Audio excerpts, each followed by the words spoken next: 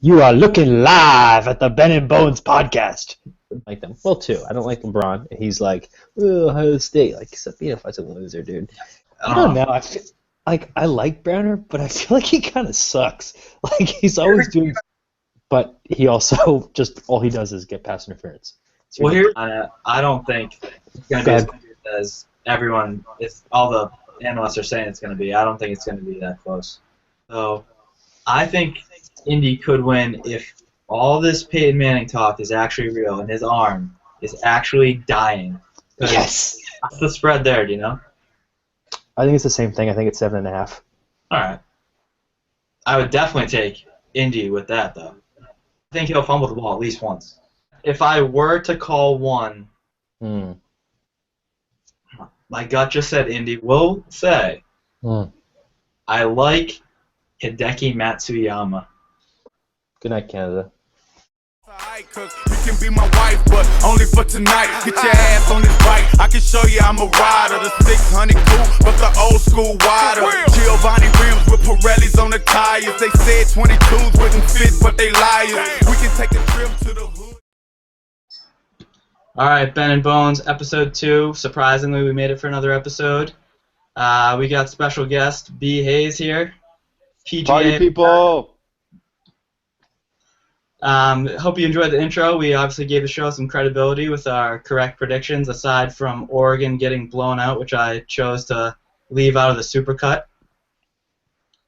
Like to give special thanks to our sponsor, Vineyard Vines. Jason Duffner, huge fan of the show, sent this to me through B. Hayes that shirt. You know, getting a little sponsorship love. I love how. Hold on, real quick. I just love how Jack spitting in his cup there got the camera to flash his way. There's enough noise. Sorry.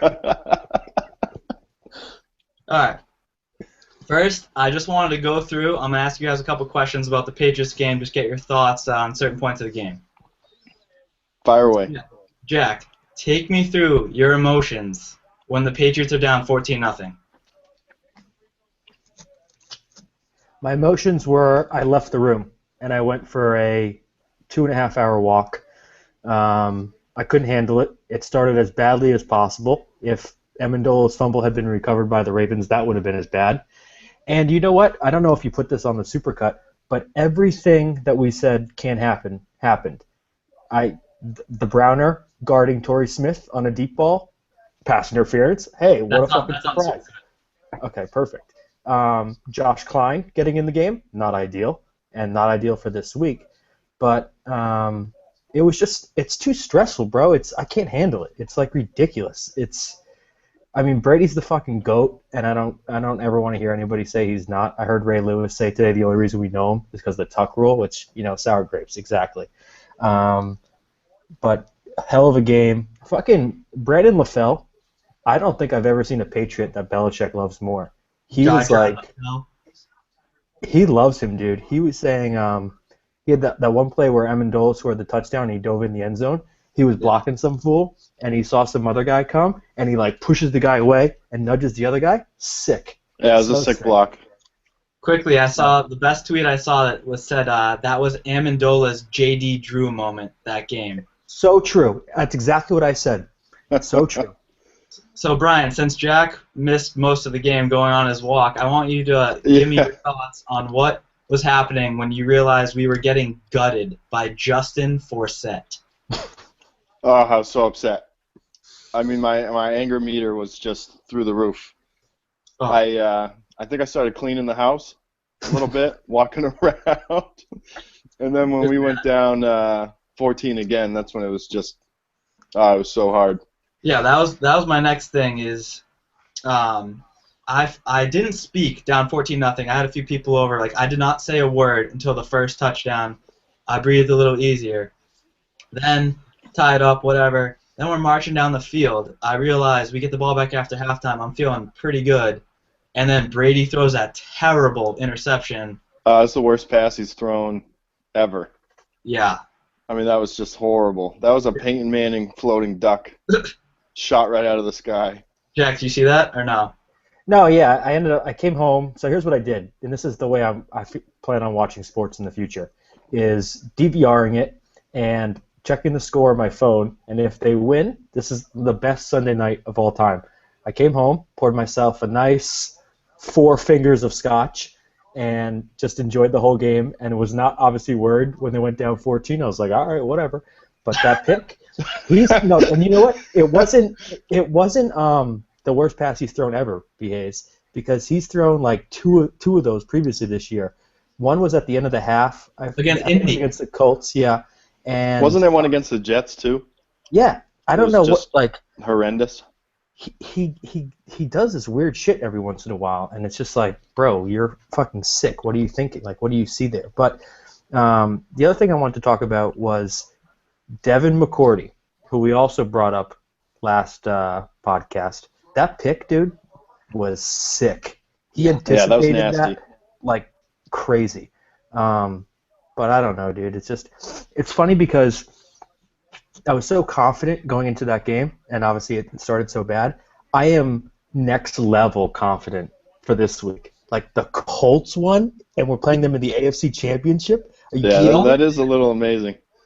Don't sleep on them, though. About next week is how not scared I am. I know. But I got a few more questions about the Ravens game. All right. So, B-Hay, since you were watching it live, you said before when they were up 28-14, what were your emotions there? That's when I was throwing things. That was so frustrating. And even worse, what was more frustrating was, it seemed like they could score whenever. I mean, that first drive of the game was probably the scariest.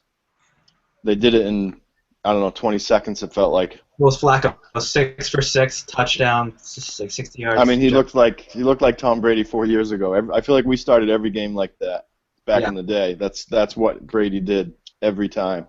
Yeah. It was just I didn't give up hope yet, but it was tough. But it was close. It was tough. I mean, even my wife was yelling at that point. The whole house was angry. Last bullet point I got to ask here is, but how did you feel when Edelman threw that tutty? Oh, that was unbelievable. Yeah. That still gets me excited. Oh. Jim.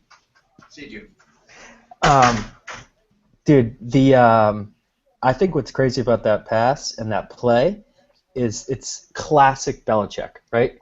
He's had that play under wraps not for 6 months, not for a year, for 6 fucking years since we've had Edelman. He's like, you played quarterback at Kent State. We're not going to break it out till we need it. We're not going to break it out till we need it. And all of a sudden, it's like, shit, we're down 2 TDs again. We got to go to the bag of tricks. We got to put like 1 offensive lineman on the field. Shane Vereen's ineligible. Julian Edelman's throwing passes. Like, I think he went to McDaniels and he's like, code red, bro. Dump the bag out. Whatever you got, throw it out there. Yeah, we need something and that definitely did the spark. But I mean, Edelman, he's probably the most well-equipped non-QB player to make that play. And like you said, 6 years he's had it in the bag. Never showed it, never even a hint of it. The first thing I said when the play started is Brady threw it backwards, and usually on screens he fires it like directly across the line, and I jumped out and I was like, fumble. Like if he drops it, that's a fumble. And then he airs it out, and I just went nuts. It was awesome. He usually rips those screen passes too, and that was like a medium, that was a light pass. If you watch it from the other angle, like behind the line too, you can see how hard the corner bites on Amendola. I was just going to say that. That guy got his ankles broke, and you just see him try and turn around as fast as he can, and like 15 yards away. So that cornerback, it's like McLean or whatever, and they picked him up off the street in the middle of the year because they had so many injuries. Yeah. They had all these stats about Brady's numbers against him. So for the game, I think it was 19 for 22, 252 yards, and like a 150 passer rating. It's like I saw that on the left side of the field, like the right and middle are just like okay, and then the left, it was absurd. Fool got toasted, dude. It was awesome. Yeah. All right, so you want to talk about the AFC Championship game, or you got any more thoughts about the last game? Well, I'd like to do a eulogy for Poo Poo Pants Peyton Manning. Man, it was kind of a combo. Like you said, if Luck balls out, they would win, and I said if Manning is dead, and it was kind of a mixture of the two. Yeah.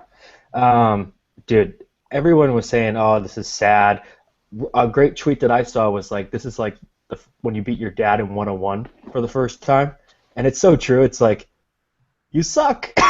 Like, you've always been so good. You've always dominated, and you're terrible. Those throws, bro, he threw like 4 straight just bombs, and I think it was just to prove to people that he could actually overthrow a guy, but all he was doing was throwing it as far as he could as soon as he got the ball, and it was pathetic. So bad.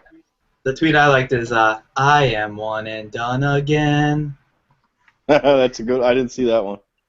9 one and dones. Yeah. Brady, 9 AFC title games. How can anybody say he's the best quarterback of all time? How? The debate's over. Yeah.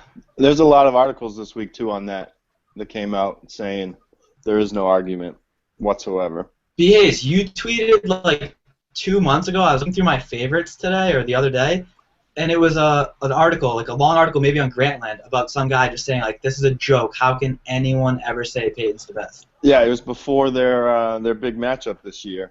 Yeah. And I think it was on Grantland, and it was just saying, I'll have to look at it again, but they were laughing at the comparisons and how Manning's just caught up in the Belichick-Brady game. Yeah. Not even looking at Manning. Like, they don't care about Manning. Like, he's not even on their radar. That's basically what the article was about. It was a good one. So that brings up an interesting question, because this was something I was tossing and turning with throughout the Denver Colts game, was who do we want to play more? Do we want to play this shell of himself, Peyton Manning, who will obviously destroy, or Andrew Luck, who we consistently crush and we won by 21 points every time? And I would always think the Colts, but I don't know. I honestly didn't know by the end of the game. I was like, it doesn't really matter. I mean, somebody also tweeted, was like, this game is going on way too long to figure out who's going to lose to the Patriots. Yeah. So it just added to my confidence, you know? For me, though, I mean, I felt like I was watching Manning the way I've always looked at him that way. Like, it wasn't sad to me. Like, I always thought that's the kind of player he was. Like, I know that's a bold statement, but I feel like, you know, hot take. He torches, you know, he torches like Cincinnati on a Sunday 1 o'clock game that no one's watching, and the stats go up and up and up. You know, I feel like in big time games, that's what he's always done. He pats the ball, and he throws it end over end. It's like that shirt that they sell on Barstool, Pro Bowl MVP with his face on it. Exactly. I feel like that game summed up his whole career. The hell with his leg being hurt or whatever. Eli has more rings than me. To me, that game is who Peyton Manning has always been. He just hides in the form of a elite QB from time to time. I think that's a really hot take, but certainly not a good way to go out if he does go out. That might get us another 1,000 views, though, on YouTube right there. Good. All from Denver. Yeah. I feel like Ray Lewis a little bit right now.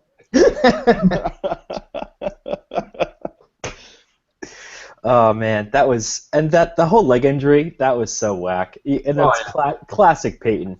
Oh, he has a torn quad. Let's be very clear about something. And I'm not a doctor, but everyone's saying that a strained quad is apparently the same thing as a torn quad. What planet are we on where that's the definition? Like, a strain and the tear are the same thing? Obviously, they say it's a tear to make it sound way worse than it is. Let's just call it what it is. He had a little bruise. He had a bruise on his quad, and it's like, oh, this is like, the worst thing ever, and he can't play, and he's such a warrior for competing. Bullshit. He sucks. Get out of here. MRI confirmed. Let's not get the MRI after the game where it allegedly happened. Let's get it after he embarrasses himself. Yeah, well, he, drops his keys in the parking lot and slips trying to pick them up and gets the MRI after. Yeah. Whole different story. So what do you think about the spread only being 7 points for the AFC Championship game? Mind-boggling. A joke. Free money. Those are the first 3 that come to mind. Yeah, I mean, I don't get what did we beat them by at least 20 the last 3 times we played them, and you're supposed to get 3 points for being at home, like, as a rule of thumb, I guess. And plus, it makes sense that Andrew Luck's rookie year, he made it to the wild card round and lost. His sophomore year, he made it to the divisional round and lost. His third year, this year, he's going to make it to the AFC Championship game and lose. He can go to the Super Bowl next year. I don't give a shit. Like I said, I just got to get one. We just need one more, and then I'm done. You can have whatever you want. I don't care what happens, just this one. It makes sense. I think Vegas gives momentum points. You know, they're looking at, Luck just beat the Broncos. He just beat down Peyton Manning. So, no, they can't be a 10-point underdog.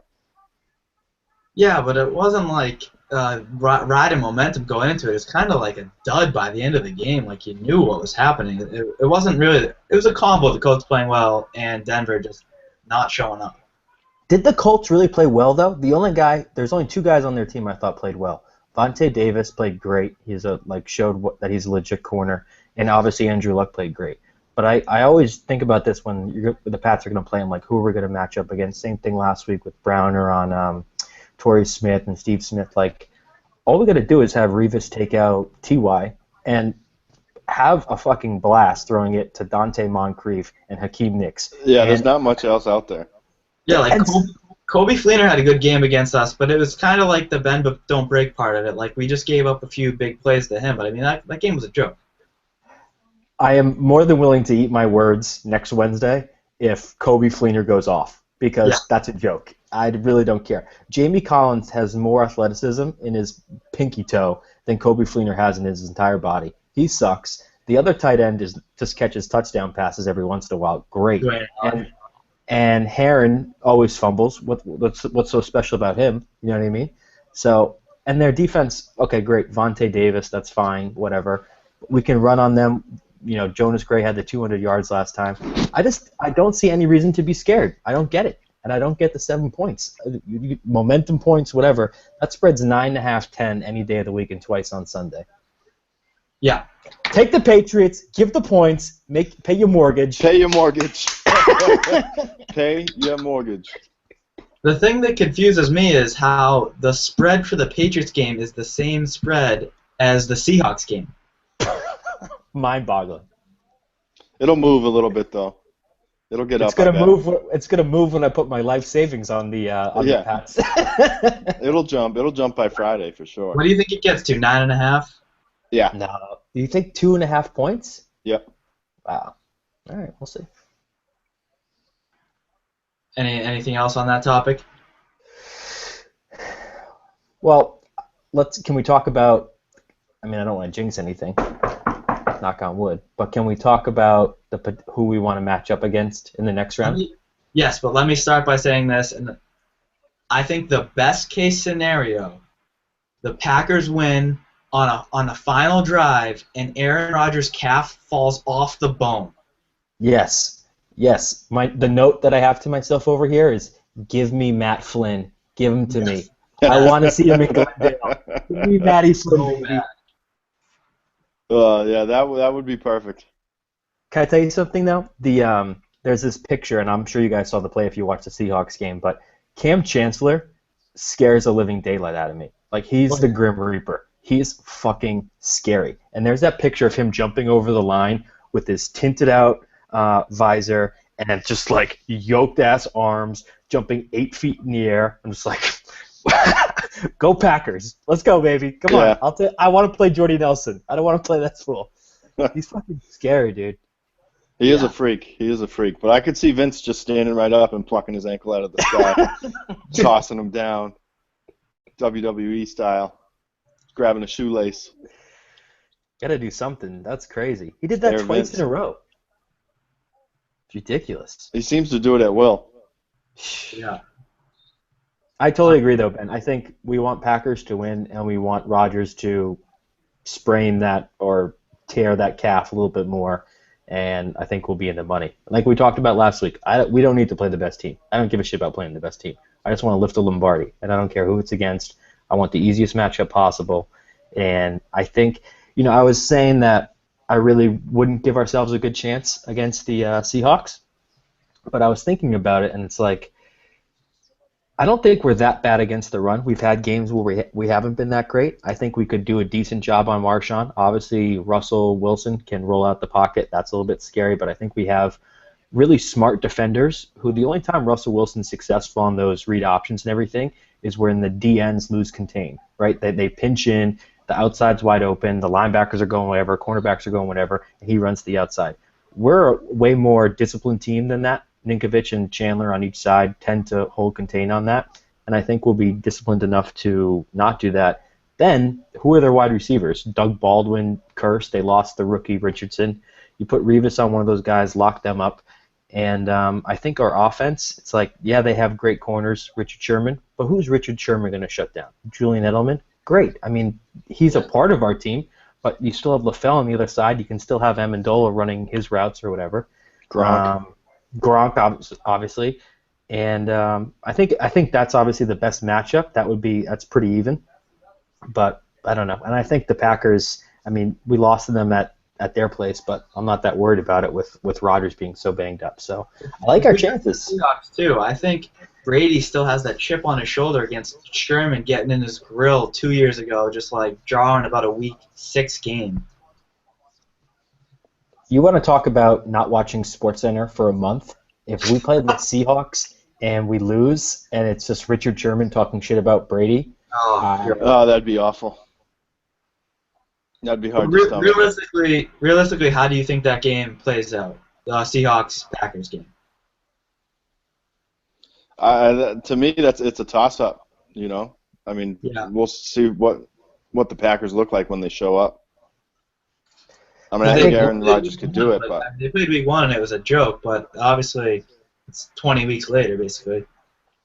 So here's a great thing that I saw, because I think you can look at it from 2 different angles. So number one is that Rodgers with his calf is a sitting duck for that defense. With all the noise that they're going to have, how quick they get off the edge, they're going to pressure him way more than the Cowboys ever did. The other side of that, which I thought was fascinating, and I heard this on Simmons and Sal were talking about it this week, was look at the quarterbacks that the Seahawks have played the last 7 weeks. The best guy they played was Cam Newton last week. It's been Ryan Lindley. It's been Stanton. It's been Austin Davis on the Rams. So, yeah, their defense has looked great for 2 months now. But they haven't played a quarterback better than Peyton Manning. Cam Newton. They played Colin Kaepernick when he was a shell of himself, and everyone knew that Harbaugh was leaving. So, I think there's something to be said for that. They lost to Romo, went to overtime against Peyton Manning. Lost to the Seahawks the Rams earlier in the year. Yep. So anything could happen. Yeah. Just give me one, baby. We gotta get there. I need it so bad. I'm like dying over here. I can't even focus on anything else. I'm still upset about the 2 we let get away. I think about them on the daily.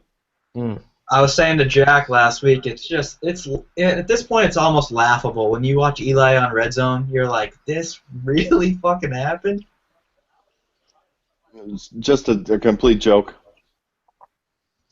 Well, like you said, anything can happen. So anything can happen. We can't count our chickens, but I think that of all the teams left, we have the weakest opponent this round, and we got, arguably the 1 or 2 top teams, us and the Hawks. So I think if we do end up seeing the Hawks, though, I could see Sherman giving up a touchdown and Revis taking home 4 INTs just to put the stamp on who the greatest is for the last decade. It's so funny when Sherman jaws. Like, if he gets beat on a play, then, like, some other cornerback will tweet him. He's like, yo, give some excuse. And then if, like, Patrick Peterson has a good game, he'll be like, oh, wow, I had a great game. And Sherman will be like, yeah, I'm the best. You can't come with the best. I got a ring, blah, blah, blah. Just think about all the attention Revis used to get. Yeah. And now he's just, like, molded into, like, the quiet professional that just shuts people down week in and week out and keeps his mouth shut. Fuck yeah, dude. The Patriot way. Do your job and go. I love it. The best do your job tweet was from Prez earlier this year against I don't remember. And LaFell got a first down. He fired the ball downfield, and he's like, LaFell remembered he was in the Patriots, ran and got the ball and gave it back to him. Yeah, I remember that. All right, Benny, what do we got next, bro? I think that's good for football. Well, pro football, at least. Yeah, I was gonna give it to bring up some of those PGA Tour rumors. Some of them are old. I don't know if B. Hayes has any new ones, but I was curious to get in a couple of these. I definitely don't have any new ones than what we talked about over the winter. Besides, over the fall when the whole Dustin Johnson thing went down.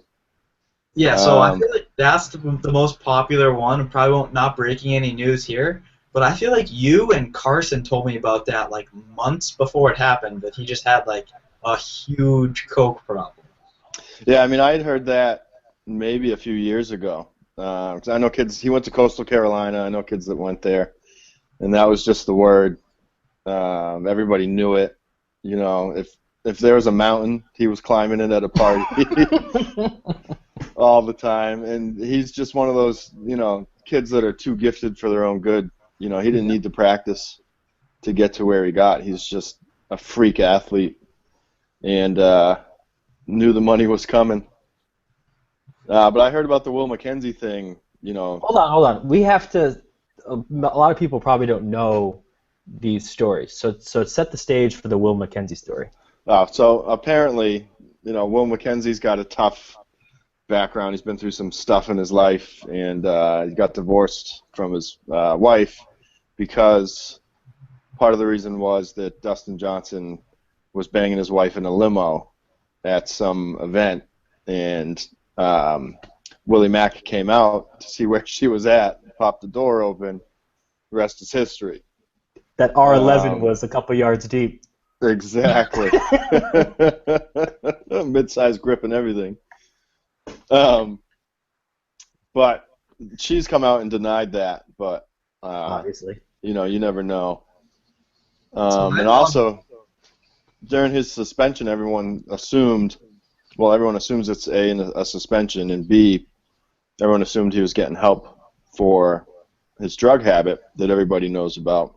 And he's just been caddying for his fiance and her member guest and hanging out with the Gretzkys the whole time. So he never went to a treatment facility or anything. So maybe he just didn't need to party anymore. But he definitely didn't go get help. So I love Will McKenzie. I love this. I read an article on ESPN a couple years ago. Like he just snowboarded and like not really practiced golf, and he'd like talk shit to everyone about how good he was at golf, basically. And so I thought he was the man. And then I'm playing golf with Carson, and he just drops that. He's like, "Yeah, Dustin Johnson has a huge coke problem." He's like, "You know who else does coke too? Will McKenzie."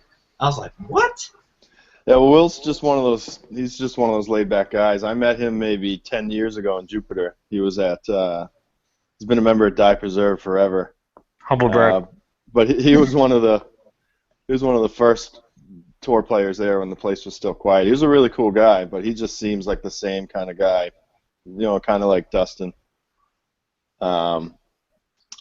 Just like any other golf pro with tons of money. They're out there just partying. Exactly. Let's think about this for a second. In every other sport that you play, it's to your detriment to do all those drugs. It's to your detriment to smoke weed, and it's to your detriment to do coke. Like, it's not healthy. I think we all love golf, but it's all very clear. You don't need to be super healthy to be excellent at golf. These guys make a ton of money. They have a celebrity status. They're going to do it. I mean, wouldn't you? I would. I would be partying my ass off. I think too they work on their game a lot, but look at how their week goes on a normal PGA Tour stop. They roll into town on Monday for a pro-am with 4 guys that they don't want to talk to, and then they go to some sponsor party at night, get hammered, bang each other's wives in limos, wake up on Wednesday and play like 9-hole practice round, and maybe have to go to another cocktail party before the tournament starts on Thursday. And then if you're one of the elite guys like Dustin was, I mean, he could throw away Thursday, Friday, and just make the cut, and then be like, all right, I'm going to get some sleep, and then go shoot 6 under, get in the mix, and then maybe win. That if he was any tour pro, that he would be Anthony Kim. 100%. I love Anthony Kim. He's awesome. Did you read the story about him a couple months ago? That was awesome. Yeah. Yes. About his, $10 million payoff if he never plays again? Yeah.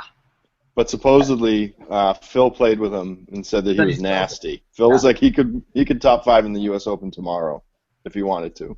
So, speaking of Phil, I actually was looking this up. I don't want to get into his rumor because I saw he's starting to sue people over his rumor.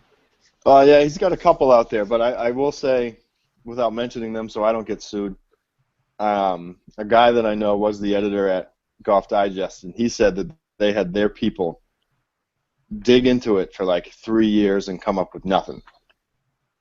Okay. Like they were dying to do some sort of article on Phil, whether it was the swinger stuff, the illegitimate Wingfoot baby, any of that, and they found nothing. You just Google Phil Mickelson and rumors, and you'll just get all these stories. So I don't feel like getting sued by Phil. And anywhere you go, people will refer to him as Filthy Phil.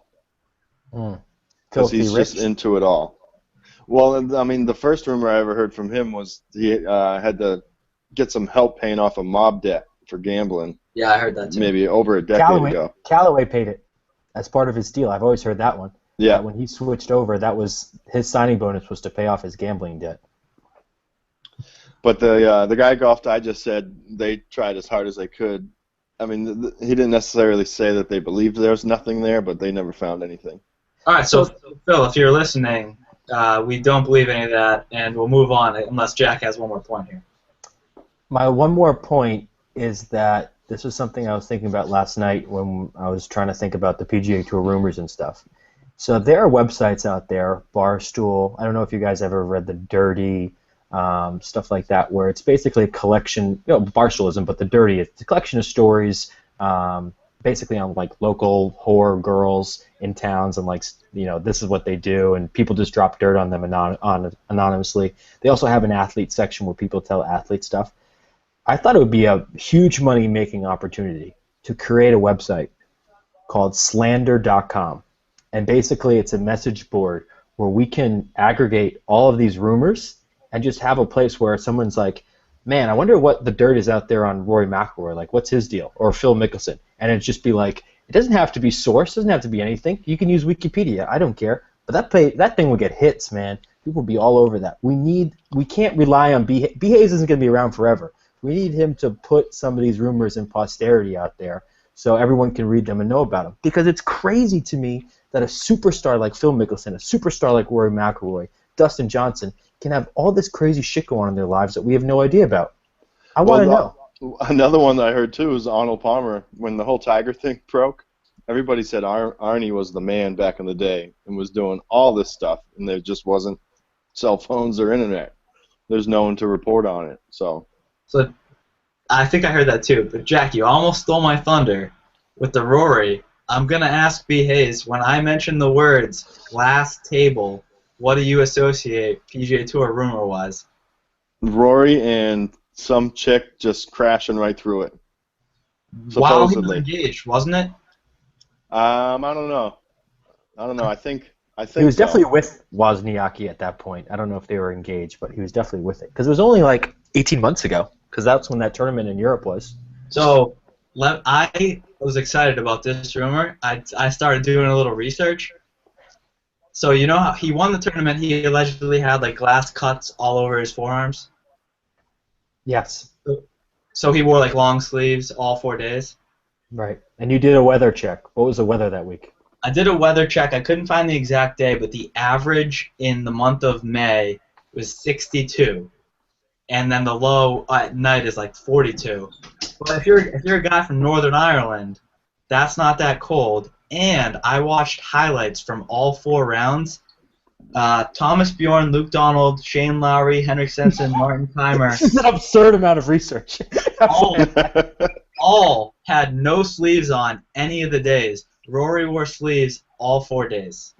Another major point in favor of that this actually happened is that Rory McIlroy is the Ed Hockley of the PGA Tour, who wants to show those guns whenever he possibly can. So he's not going to put them under wraps unless there's a reason for it. Do you know how happy I would be if everyone that jumped on Rory's bandwagon after Tiger, if it came out that he had so many side pieces too after that, and he just fell? Oh my God, that would make me so happy.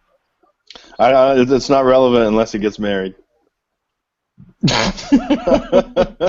Right? You know what I mean? Like, it's not that big of a deal. Like, no one's going to be as upset with him as Tiger. Right, but I'm pretty sure he was. I don't know if this is true, but I thought he was engaged at the time, and then this happened, and then like he broke off the engagement like that week because the announcers during the highlights were like, "Oh, it's been a very emotional week for Rory," and I remember tweets saying like, "Wow, he dumps her and he wins right away," you know. Well, it's stupid. It's like, the Bryce Harper's engaged right now. It's like, if you're 23, 24, and you're at the top of your sport, and you're making millions of dollars, and you get engaged, you're an idiot. Yeah. You are passing up on got divorced before his big contract comes up. You are passing on just a buffet of prime meat, and I don't know what you're thinking. Like, what is the thought process there? I have no idea. Well, you got to admit, with Rory, I mean, that was probably the first, quality piece he had. I mean, if you look at the kid before he got jacked, and you even look at the kid now, he's like a little mongoloid. If it did come out that he had all these side pieces, he'd get high fives. Dude, he said he would have been. He said if he never went pro in golf, he'd still be a virgin. I don't know why he would say that. Is that a real quote? Roll Tide. Rory's still a virgin. Roll Tide. Yeah, roll Tide. I don't know why he would even come out and publicly say that. Those are the two big ones, right? The rumors that we have. The three, yeah. Yeah, I mean that's all that's been out there, and those Phil ones have been out for a long time. Yeah. Yeah. I want to share one smaller one that I always had thought was hilarious. That was actually in Rick Riley's book, Who's Your Caddy? Yeah. Which was so the best part about this for all three of us is that this part of the book took place at Willow Bend. So Rick Riley, for those who don't know, caddied for a bunch of different people for a year. I think he did like Tiger, he did John Daly, he did the Dalai Lama, he did all this crazy shit. Lama, big hitter. He caddied for John Daly at Willow Bend for the Pro-Am. And he said he gets back in the RV or whatever he's taken for tournaments, and he says he's like sitting in the seat and John Daly's driving or something, and as they're pulling out of Willow Bend, John Daly takes out his dick, and it's an arm. It's just massive. And he looks over at Rick, and he's like, "That's why they call me Long John Daly." Yeah, they don't call me Long John because of my drives or something like that.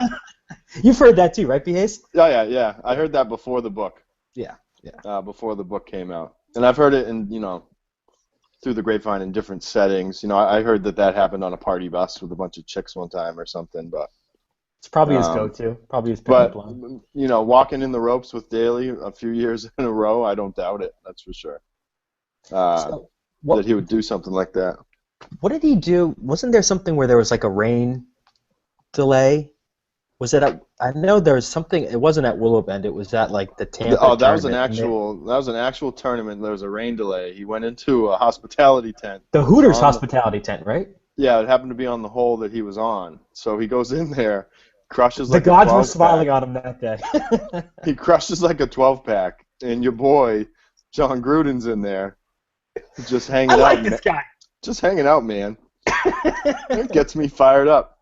So he gives Gruden his bib because Gruden's had a couple cases himself, and the horn blows, and out walks Daly and Gruden. Gruden's his caddy.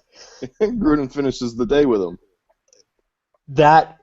To be a fly on the wall for that last few holes would just be amazing. We got to confirm that. That one's great.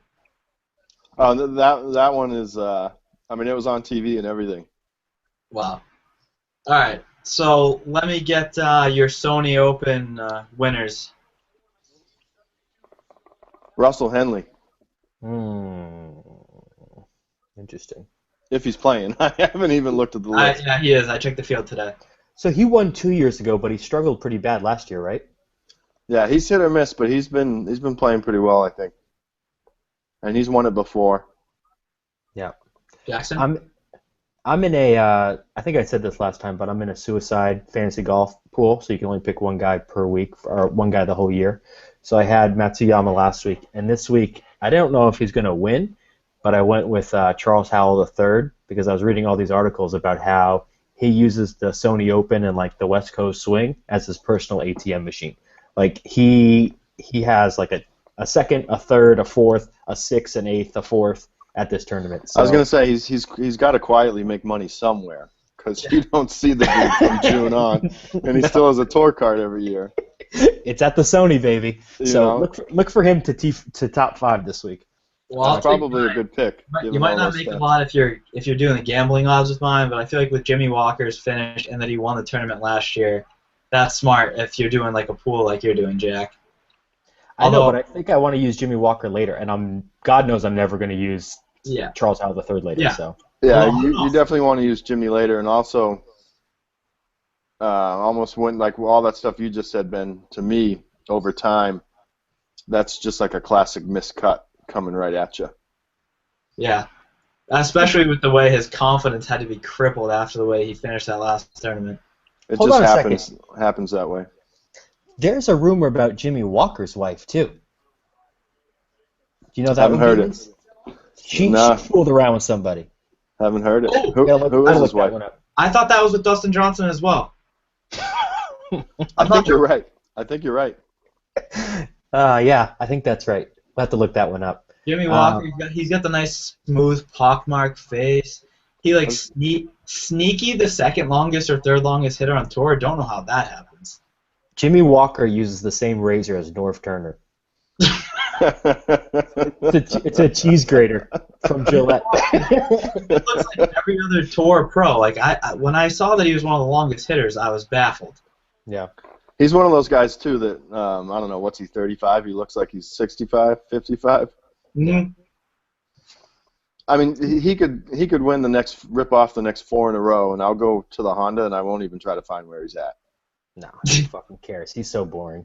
It's such a waste of a cool name on him too. You know, it's like this should be like this sounds like my creative player in Tiger Woods, Jimmy Walker, like the black guy with diamond stud earrings. So sick. Right. But anyway, speaking of names, I want to bring this up because, as we talked about last week, Ben, Hideki Matsuyama is a name I'm never going to remember, and I'm always going to call him Shingo Katayama for my entire life, and it's just never going to change. So I was like, I got to find out what this kid's nickname is because I'm just going to call him by his nickname from now on. So I did some Google research, and his nickname by the Japanese press is the most Japanese nickname of all time. His nickname is the Bashful Prince, and that is, so bad, so bad. So I'm throwing this out there, Hideki, if you're listening and your translator's there. Doesn't really make a whole lot of sense, but I love the way it flows off the tongue. And I don't really know the way he plays, but let's say he fires at every flag and he just goes balls to the wall, which I can imagine he does. I nominate Hideki Heatcheck Matsuyama as his nickname. You down with it? I like it. All right, Heatcheck from now on. I like it. Heatcheck. Can you tell me how Shingo gets in the Masters every year? Shingo? Shingo. I have no idea. I swear he's played like 5 out of the last 7 Masters. I have no idea how he's gotten in there. Dude, I bet you they're like looking to fill the field. I feel like there's always a lot of like random Asians, and then they got to be sitting around, and then the guy's like, who's that dude that wears the sweet-ass cowboy hat curved up on the side? He's like, we got to call him up.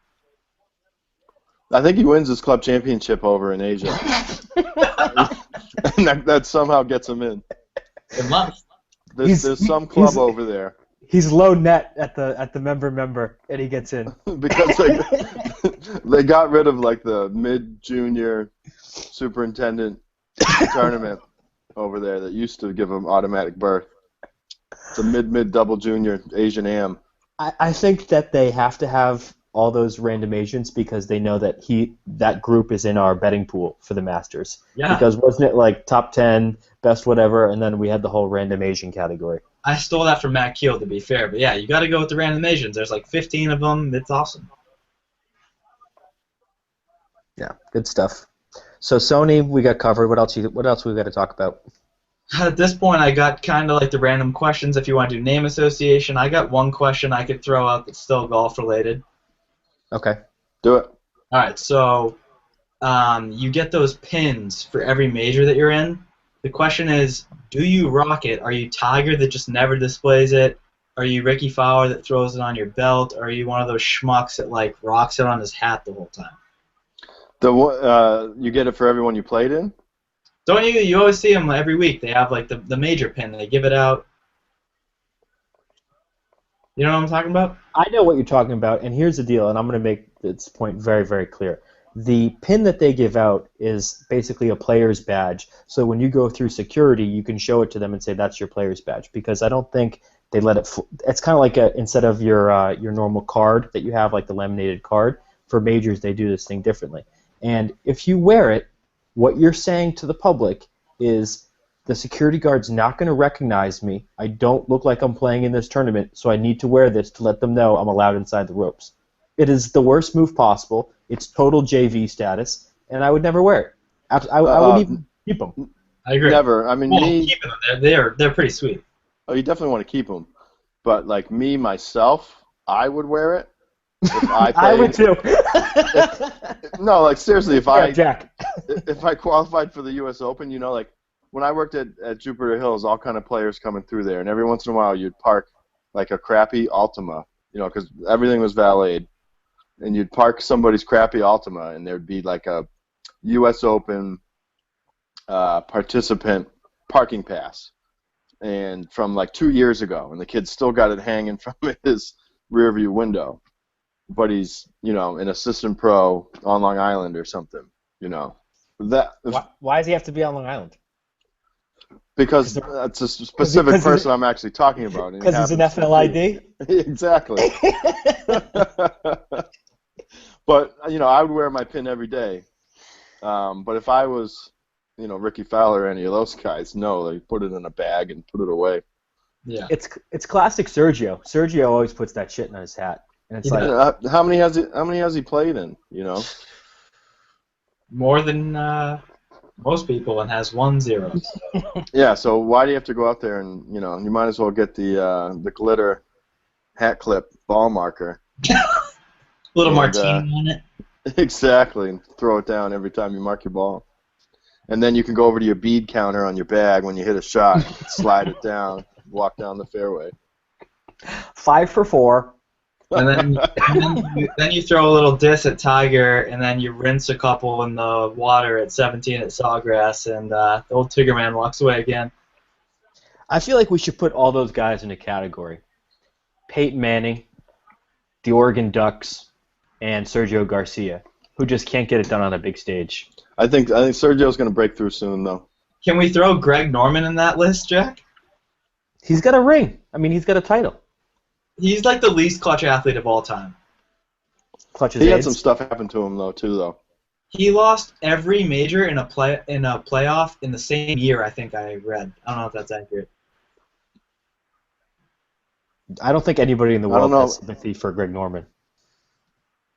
Just what? No one has sympathy for Greg Norman. The guy's the guy's a billionaire. I'd take his life in a heartbeat, but he's not clutch. No. Yeah, I think he's clutch in life. I think he's out-earned everybody else. That's why no one has sympathy for him. Yeah. You know, all in all. But so some of those playoffs, if you go back and watch them, they're like the sickest you've ever seen in your life. Dude chipping in from like 25 yards off the green. Yeah, but then like ridiculous. Was it the same year the Faldo one? He blew like an 8-shot lead to start the day. Yeah. But, I mean, and then back to the Willoughby days, I mean, he wasn't the least favorite guy there, but he was one of the worst. Oh, yeah. That's a good topic. Let's talk about that, because I don't know the backstory on a lot of the Pro-Am stuff. Was there like a big dick that nobody liked, or somebody who was really pretentious, or somebody who was really cool? I'll say quickly about Greg Norman is he wouldn't shake anyone's hand. My dad was a huge Greg Norman fan. Wouldn't shake his hand because he was afraid someone would like squeeze it too hard and fuck up his game. He just had excuses like that out the ass. He was a complete dick, year in and year out. Everybody else, that's the thing about the PGA Tour. I think is most of the guys I've met are exactly who you think they are.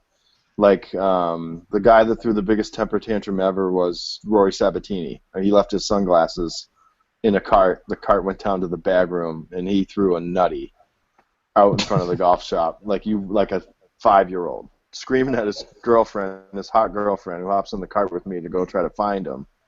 Screaming and yelling. It's ridiculous. 200 and then you run into like sunglasses that he has 10 pairs of. Right. These ones were brand new. I mean, he was crying all about it. I thought he was really going to cry. Bo Van Pelt, I remember being, one of the nicest guys you could ever meet. My favorite player for years, I see him like once in a blue moon, but Cameron Beckman. Do you guys remember him at all? Yeah. Played a ton of nationwide stuff. He's competed a little bit on tour here and there. He was the coolest dude ever. I mean, he's like JD times 10. You never even notice he's there. Pounding Grey Goose in the golf cart the whole pro-am. Just the coolest guy shooting 5 under. No problem.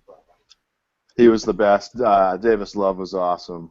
What about the athletes, though? What about like Emmitt Smith or any of those guys? Those guys were pretty cool. I remember Emmett being cool. I think Elway was there once, or was it? I know Aikman was there. What a fucking joke when you think about that. The amount of one people... of them wouldn't. I can't remember if it was Elway or Aikman, but they were real sketchy on if stuff was memorabilia or not. Like they'd sign half the stuff. Like they'd sign stuff for Ben as I don't know, at the time when I first met you, like 14, 13. Yeah. Hanging there, but then there'd be like a 40-year-old dude with like a helmet that means something, dying to get an autograph, and like Aikman was like, "No, dude, like you're gonna go sell that tonight for $2,000. I'm not gonna sign it." Yeah. I respect that. Samuel L. Jackson he's amazing. Oh, I heard he went to Zachary's a bunch, the strip club. What? He went to Zach's after? No, hit up Zach. I know Ahmad Rashad did. There was one year Ahmad Rashad showed up like 2 days early. And, unfortunately, I wasn't 21 at the time, but he basically just walked into the shop and was like, "Who wants to party? I got a driver." And these 2 kids that worked in the shop that were 21 jumped in with him, took him to Hyannis, took him to Falmouth. He just partied for like 3 days. Oh my God! Completely. He was one of the coolest dudes. I'm trying to think of other athletes. Vinatieri was cool. Vinatieri was like boys with Mike Meehan, weirdly. Like they had some connection. Yeah, they had some connection. He showed up a day early one time, hung out with him, but then his wife went into labor the night before the Pro-Am, and he never actually played in it. I'm trying to think. Backstreet Boys came one year. That was crazy. Oh, I remember that, yeah. I think like 2 of them came. Fatone definitely. They legit had a... I bet... Do you remember the tunnel that's in the bag room? Yeah. Yeah. You know, like it cuts into the cement for some reason, and you could actually crawl down there if you wanted to. Don't tell me this. If you went down one of them right now, I bet you could still find like half of the stuff that like random chicks gave those guys. I think one of the guys just went through rehab. Like he got like 4 trophies from girls. Like legit, they went out to like the local trophy store and said, "Make me a trophy with like a music note on it." And it says, like, "Congratulations on making it through. I'm so proud of you," and stuff. Their golf cart was full of letters, trophies, all kinds of stuff that these girls were giving them. And I'm pretty sure we smashed the trophies down the tube. There's got to be pieces of them still down there. I mean, I'm talking like 10-page letters girls gave them. And we got to sit there and read through it all. It was pretty funny. I just think I was just going to say this before, that when you think about that today, it's insane to get those level of celebrities to our little hamlet in Mashpee just to play like this golf tournament just because of the cachet of firemen or whatever the connection was. It's a joke. Oh, there's The tons of Backstreet them, Boys, too. Emmitt Smith, Troy Aikman. What the fuck? I met Peyton Manning there, too, one year. One year, Benny's boy, Berman, was the MC. Did we just lose B. Hayes? I think we did. Oh, shit. Well, I'll assume he just gets back on. All right, let's keep it rolling. It's been close to getting close to an hour. I don't know if you want to do the little name association that you brought up. I don't know if you jotted down a couple. I want to do a bunch of things. I don't want this to end. I want this to be a marathon session because my ass is chapped about a couple things I need to talk to you about. So, Number 1, Big Cat talked about this the other day. Rooting for conferences. So let me put this into perspective for you. Went to bar on Monday night to watch the national championship game, and Obviously, we're rooting for Oregon. There's a table of a guy wearing an Andy Katzenmoyer Ohio State jersey, which was super aggressive. And at his table was a guy who was the most obnoxious, loud guy in the entire bar, right?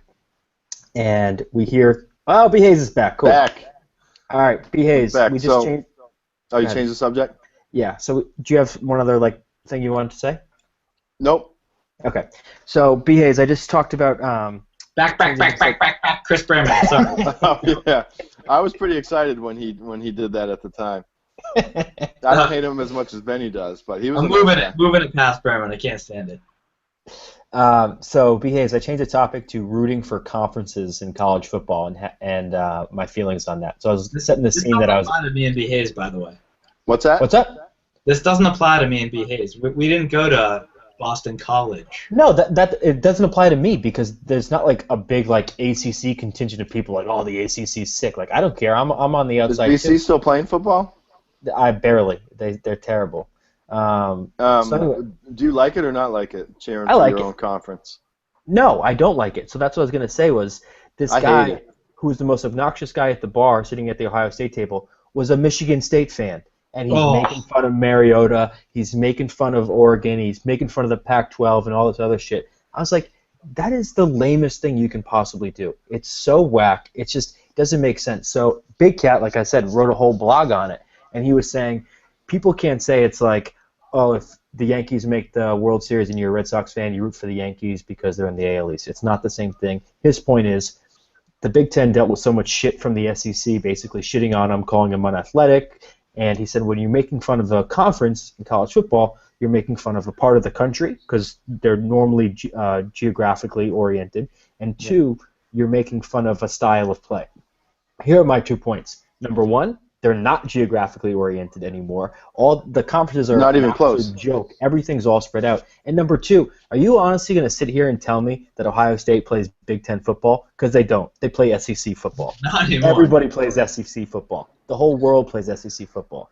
I think for some reason, I don't know if it's the way the playoff thing came out and all the uproar with the rankings in the last few years when they had it, but there's been when teams are doing well, they also talk about how great their conference is. It makes them look better. I worked with this kid from Mississippi State, and for every tweet he sent out saying how good Mississippi State was, he sent out another tweet saying how good their league is. And it was like that all season long. And then when they finally got dropped out, it was just conference tweets always about how strong each conference is. As if the national championship winner comes out of your conference, that makes you feel better about your 5-10 season or Jack, something. Let me say this. I feel like this topic is really hard to hit down, and this proves my point. If you're, let's say, Iowa, you can maybe root for Ohio State because you're not, if you're Michigan State or Michigan, you can't. And you're okay, that's our conference, we did it. But, if you're Vanderbilt, you can't be rooting for, Alabama. Be yeah, we're in the SEC, we did it, because, you're Vanderbilt and you fucking suck. Totally agree. And that brings me to my next point, which is applicable to the Patriots and really what we've been talking about, is this guy was clearly a big Ohio State fan, right? And he goes to this bar that's not an Ohio State watch party, and he's acting super boisterous and obnoxious and cheering like crazy for every single one. I don't think that is a real fan, and maybe I'm being obnoxious, but I would never go to a really important Patriots game that was not at a comfortable place with 100% of my comrades there. I wouldn't go to a neutral field to watch a game because I would end up ice picking somebody in the eyeball. I wouldn't be able to handle it. I've seen that happen in bars too. Not getting ice picked, but pretty close. Would you go to a Patriots AFC Championship game at some random ass bar, and not in the Northeast or not in Massachusetts or whatever? Would you go, if you were in Florida, would you go to a random bar that you knew was going to be 50-50?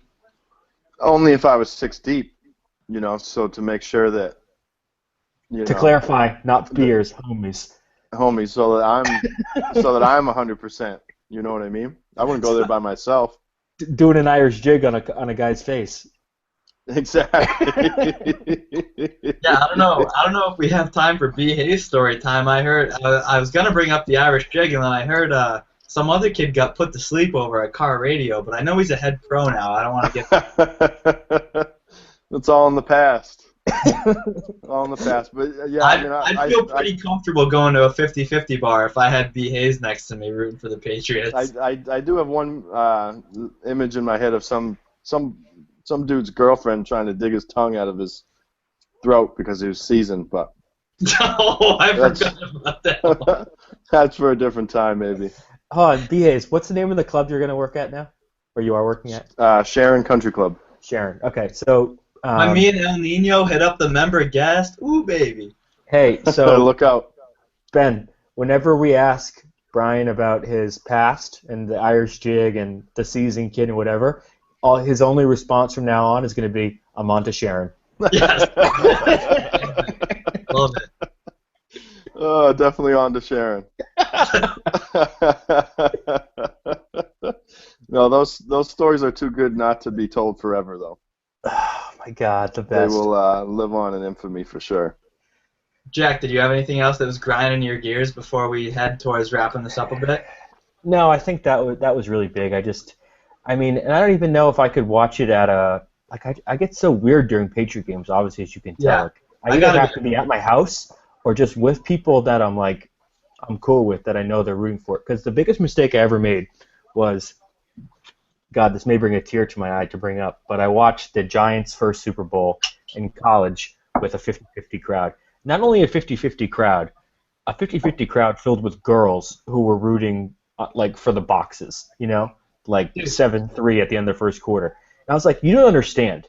This is huge to me, really important. Okay.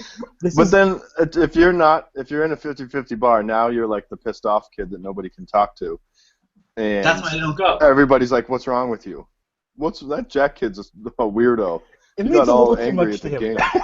Dude, my brother texted me during the game last weekend, and I just didn't answer because I was like, I don't want him to come over and joke, he doesn't really care about football, and say something about the Ravens and have me fly off the handle, ruin my day. Right, it's two tenths of a situation. At my own apartment. And that goes back to Jack. You go to a 100% bar. Go to find the Patriots bar. Yeah. So my last question on the topic, and this is why I went for the walk, and I've tweeted this out before during that San Francisco game when they were down and they ended up coming back almost, and they ended up losing. But yeah, a couple years ago, Monday Night Football or Sunday Night Football, something like that. Do either of you guys believe in juju? I am a big believer in it, that when the Patriots are down 14-0, I am impacting the game by leaving. And I did. I definitely believe in juju. I don't believe in it that much. I don't think you're impacting the game. I think you just don't want to watch because I don't think it's juju. I think that if we go down 21, you're breaking something that's going to hurt your pocket to replace. Jack, or at guys, that point. I'm not superstitious at all, except for when it comes to sports, where I am 100%. And in my apartment, we have two lights. One's a Dewar's bar light, and one's like a golf logo light. And the Patriots have not lost, so me and my roommate have both been there with the lights on. He turned the lights on before last game. I usually turn them on. When the Patriots went down 14-0, I got up, turned each light off, and turned it right back on. So I was turning it on. Flipped the game on its head, baby. So that must have been it. You literally flipped the switch. That must have been it. Yeah. Real quick, did either of you notice the evolution of Terrell Suggs last week? You pay attention to him at all? Did you see him from T-Sizzle to T-Fizzle? Did you see him change? What did he change into? He so you know how he usually comes out and says, he's the first one to talk about cheating, talking about how bad Brady is. He didn't say Belichick's name, or he didn't say Brady's name. Yeah, he wouldn't say his name all week, but then, so that's been going on for years, and then in a press conference, Brady was like, he's such a good player. Yeah, Brady finally gave him some compliments, and then the reporters went and ran to him, to Suggs, and told him that, and he was like, what? Yeah, like, he said that? He said that? And then if you go back and try to look up his post-game interview in the locker room, Suggs was like the most respectful, guy you've ever seen talking about, they tried to bring up trick plays to bait him, to say, like, that we cheated again and all this stuff, and he just totally took the high road. And I feel like that was all because of Tom Brady switching him. The best tweet I saw about Terrell Suggs said, no matter what game he's playing, his gums are always winning. You watch, he's a changed man now. Brady changed him. Good. You know what? It's so sad, and I'm so embarrassed to admit this, but that matters so much to me. And I don't know why it does, but I want Terrell Suggs. I need Terrell Suggs to respect Tom Brady. I need Richard Sherman to respect Tom Brady. I need that, like, behind-the-scenes story reporter watching the game with him. He's like, man, that Brady, that 12, Like, there was the famous clip of the Super Bowl against Carolina, and they go up with, like, a minute 30 or 2 minutes to go, and the cornerback for Carolina is like, you never know with 12 out there. I was like, I need that. It, like, fuels me. Yeah. And that's exactly what he was like after the game. It was funny to watch.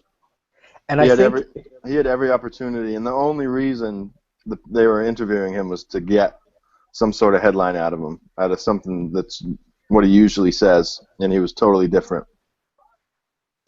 I think it's I love the storyline that we just vanquish everybody. And look at Rex Ryan, comes out all braggadocious. I'm not here to kiss the rings. We're gonna beat these guys. Okay, they beat us that one time. You get fired, bro. You're out. And now you're going to another team. You're going to get fired another 4 years because we're going to beat you again. I love, and like Todd Bowles, who just took over as the Jets coach, he was the coordinator in Miami before. We did so good against them. We moved him out. We just, like, Peyton Manning, he's gone. We vanquished him a million times. Andrew Luck, everyone wants to build him up. We crush him. I love that we're just like the guillotine to people's careers. It makes me so happy. The old school Tiger Woods. Mm-hmm. Did you know when Tiger was playing, did you know who Kuchar was? No. Didn't know who anybody was. That's Exactly. the saddest thing about Tiger is he lost that edge. No one's scared of him. One other thing I want to bring up before we move on to whatever Ben wants to talk about next. Marshawn Lynch. What do you think about his answers and the way he's talking to the media and stuff like that? Well, first, I liked it. I thought it was funny. I said in 2015, if any question I don't want to answer, I'm going to say, I appreciate you asking about my stomach. but last week, I don't know if I felt bad for the media or for him. He was like, y'all really want to do this again? Like, this is happening again? Really? And, like they know what the media knows they're doing. Like, maybe he does have some anxiety or whatever, but maybe he just doesn't want to talk. And it's like, just give it a rest. It's not funny anymore. It's not cute. It's not cool. I like him, but, 2 times as good, 3, 4, 5, like, give it up. Everybody. Yeah, I mean, I feel like they're assigning people to him just to make sure they get that stuff on tape. Mm-hmm. But I don't understand why you got to be fined if you don't want to talk about the game. I don't understand why you have to talk to the media, considering 90% of them are a joke. I appreciate you asking about my stomach, though. That was funny, though. You got to admit. I'm going to go the other way on this, kind of the other way. I don't think any of it's funny. I think it's super sad. And I was reading somebody who said, like, if you look at his eyes when he's talking for that last one where he's like, it wasn't about the stomach, but it was like, thanks for asking or whatever he said. It's like, I'm thankful. I'm thankful. He doesn't want to be there. And it's just like, it's so much like an animal in the zoo with all these tourists, a.k.a. the media, coming up and like, poking him and just leave the guy alone. He doesn't want to talk. That's what I mentioned about the anxiety, but I think the NFL won't issue, he can't get a doctor's note that says he has anxiety and he's afraid of, that kind of situation, because if they issue it to Marshawn, every single player is going to show up with a note that says they have anxiety and they can't talk to the media. The media is lazy, and they need guys like Richard Sherman. They need guys like T. Suggs. They need these guys to make these outlandish statements. They need Rex Ryan to do this. And it's like, that was a great game. Both those games were great. Write your story about how awesome the game was. You don't need a fucking quote from Marshawn Lynch. You don't need it. And it's pathetic, and it's sad, and I hate it. And I hope they leave the guy alone. Until we play them, and I hope they badger him relentlessly about how much better we are. He wasn't always like that, though, was he? I mean, he's been No. around a while. There's Yeah, a he I was don't know in what Buffalo at changed. first. Nobody interviews you when you're in Buffalo. And then Okay. Seattle wasn't that good at first when he got there, and then like it's been the last couple of years. If you want to have a great 6 minutes, go on YouTube and search Marshawn Lynch, Kenny Mayne in Buffalo. And he does a whole thing where he's like really outgoing, really gregarious, and he's taking Kenny Mayne to the hot spots that he goes to in Buffalo. And it's Kenny him going Mayne's to hilarious, first off. Yes, he is. And it's him going to an Applebee's and talking to Kenny Mayne about how he always hangs out at Applebee's. He gets the appetizer special. He plays Duck Hunter. He does all this shit. It is amazing. And if you want to see Marshawn Lynch before, he's been so beaten down and closed off, it's awesome. You got to check it out. All right, so it's been over an hour now. I think I can either go with I got a couple questions here that I've been saving, or I'll choose one of those, or we can go with each pick a person and we'll do the name association, like first word that pops in their head. We each pick one. Fire the questions. Yeah, do the questions. I'm just gonna do one, or you want me to do two? Do all as many as you have. We'll do All word right. association next time because I prepared for it, but I forgot my notebook. Yeah, my guy was Terrell Suggs. We already talked about him. All right, first one I had was, so you know how Twitter does a new thing and it's like, Jack follows whoever, and even if you don't follow him, the two will show up? So Hate it. Randall Chamblees came up last night from the Golf Channel, and he was like, oh, enjoying a nice night after work with the picture. He's overlooking the golf course. He has a book on a balcony with a glass of white wine. And I want to say, like, that's the spot-on white wine drinker for a guy. Like, I like white wine sometimes, but after, like, a nice day of work, I want to know what athlete you would pick that you're just like, that guy drinks white wine. Wow. So easy. Go ahead, Jack. Peyton Manning. No, he's cooler than you think. Little Pinot Grigio for the kid. Eli. I think Eli drinks the whole Manning family yeah, gets it's a not white barrel of wine, white it's wine. that. It's Eli that, drinks pink, $2 Chuck. that pink purple stuff. Rosé? Yeah. So that's funny you said that about white wine because I was out with somebody the other night and he's like my boss and he ordered, I hope he's not listening, I know he's not, he ordered white wine. And Ben, it's like that thing that we talked about where it's something you do where I immediately dismiss you. And I always forget the first one, but the other one was watching Wheel of Fortune. Like if you drink white wine and you watch Wheel of Fortune, you're immediately discounted in my book. No, Like no credibility with you? I don't care about you. You mean nothing. I will not even. I'll tune out to whatever you have to say. You're non-existent in my book. The other one, what I was going to say is the first thing that popped in my head was A-Rod. Good one. Yeah, he might be white wine spritzer. We need a Mount Vitamins dumped in. We need a Mount Rushmore. And they're not vitamins, first of all. We need a Mount Rushmore. We need a Mount Rushmore of white wine drinkers. I would love to see that list. I think Brandel Chamblee's the George Washington of it. Like, that guy, he's not that famous, but you can just tell that guy just only drinks white wine. Oh, yeah, he definitely doesn't drink anything else. I don't know who else would be on it right now, but can't really think of any more. I don't know if we want to move on or if you guys are ready. No, that's fine. Yeah, we're done with white wine. I'm trying to think if there's no one as whack as Brandel Chamblee. Yeah, it's kind of like a really unique question there.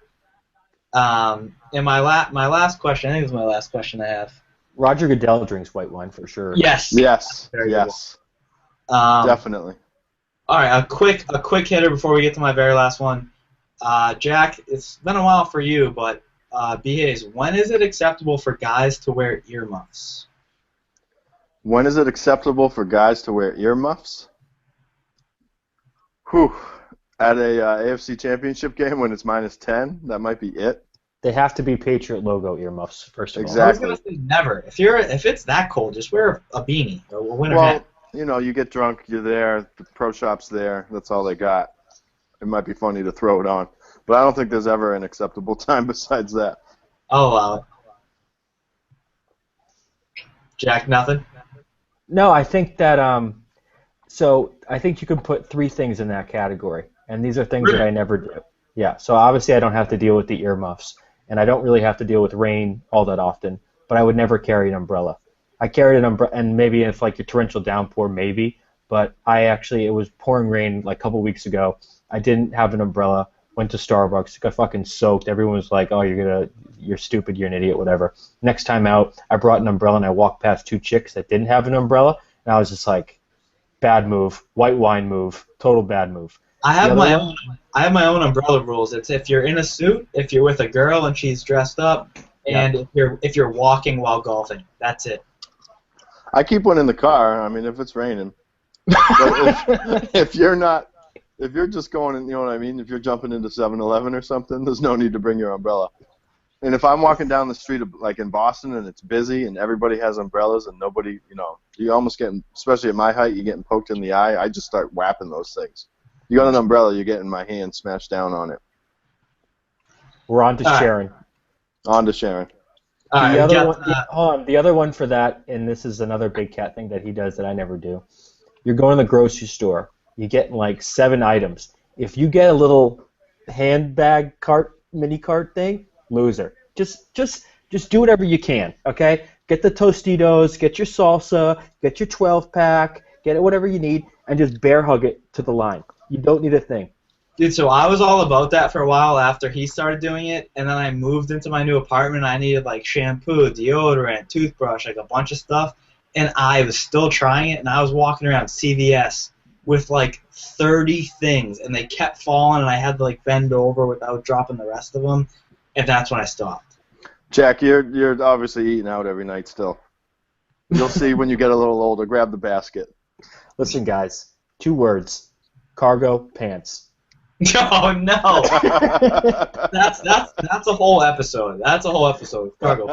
I would go to Target and buy like those $19 merino Target pants for the sole purpose of a big grocery trip. Jack, there was a time in my life where I had cargo pants that zipped off into shorts. Oh, me too. Fresh as fuck. What Is up? that from the MJ collection? Is that Jordan brand? All right, I'm moving on to the last topic, and I stole this from KFC Radio actually, but I thought it was pretty good. I'm gonna keep it to just athletes. They didn't. If you can have a voodoo doll of one athlete, like current or future, who are you taking? Current or future? Yeah, so you can't go back in the past, but like Yeah. starting now. A voodoo doll. I mean, you can't go wrong with a Sherman doll. I was gonna say that, but I don't think that's impactful enough. That's what I was gonna say. Not a big enough impact on the game for me. I gotta go. Rory. Wow, I love that. I thought you might have not had a mean enough streak in you for Rory there. I like that a lot. No, I do. So I didn't even think of Rory. That's definitely 100% who I would take. My second was PK Subban, because I would put him in a safe place for the whole regular season, and then come playoff time, I would just be flicking his leg and like jabbing stuff into his head the whole playoffs. And Subban's a good pick. That's definitely a good pick. I'd pick LeBron too. I think LeBron. I think somebody has that. Yeah, he's doing it to himself. Disgruntled Heat fan has it. I mean, they're a joke. Did you see him push Blatt last night? I know he was trying to prevent him from getting a That was actually kind of sad. Whatever. I hate LeBron. Watching him at the Ohio State game was I just bit my tongue. I could go off for half an hour. He's the worst. He's a joke. What if you could have a voodoo doll that you could do good things to? Who would it be? Besides yourself. I'd have a Giselle doll. Every time she got in front of the camera, I'd do good things. A good thing doll. Mm. Do you have an idea, Jack, or no? Oh, that's easy too. Tiger Woods, he'd win about 40 more majors, and call it a wrap. Like if I've said this before, if I could just play Tiger Woods the video game for Tiger Woods, oh my god, that's my one wish. Wouldn't even wish for $1 billion. That's if I had 2 wishes. Yeah. He's gonna get one this year. Don't worry. Yeah. You know who I would do? I would do LeGarrette Blount because he needs it the most. Tom Brady doesn't need it. Tiger Woods doesn't need it. LeGarrette Blount, you gotta give me 80 yards, bro. Yeah, we could use that. He'll be fine next week. I don't know about the 2 weeks after that. Let me ask you one other question about the Patriots. And this, I think we talked about this last time too. They obviously couldn't run the ball the other day, right? LeGarrette Blount, just like we talked about. 14 yards. Right. He couldn't do anything. Like, can someone send a fax to Belichick and be like, Shane Vereen's a running back, not a wide receiver? Like, let him carry the rock. He's fast. He can get to the edge. He can do different things. We're, like, dying to find a starting running back. He's right there. You don't have to split him out wide every time. The best thing Vereen did last week was be ineligible. Give him the rock. Let him pound it. Until we get Todd Gurley. Although, I will say this. As much as I pumped Gurley's tires last week, he tweeted out he's like friends with Marlon Brown, who's apparently on the Ravens. And he was like, yo, let's go Raven Nation. Let's go my boy MBO2, whatever his Twitter handle is. And I was just like, you're dead to me, bro. Like, you're done. You're done. Can't respect that. No, I'm over it. All right, well, we can stick around and finish this up for the next couple minutes. Don't go anywhere. But it was good having B. Hayes on, our first official guest. Hopefully we'll crack a couple thousand views. And thanks for having me on, brother. I feel like B. Hayes is going to be our... Do you guys listen to the Simmons podcast? BS Report? B. Hayes, do you? No. Anyway, Jacko is like his most prolific guest. B. Hayes is our Jacko. Yeah, whenever we're together every third. I can be your Marcellus Wiley. All right. Thanks for watching. One second. How many views did we end up on last week's episode? 122 as of right now. Big shout out to Mom and Dad for the refresh button. Much appreciated. All about the you, baby. We're on to Sharon. All right, Tupac, hit it. Yeah. Clear enough for you? All right.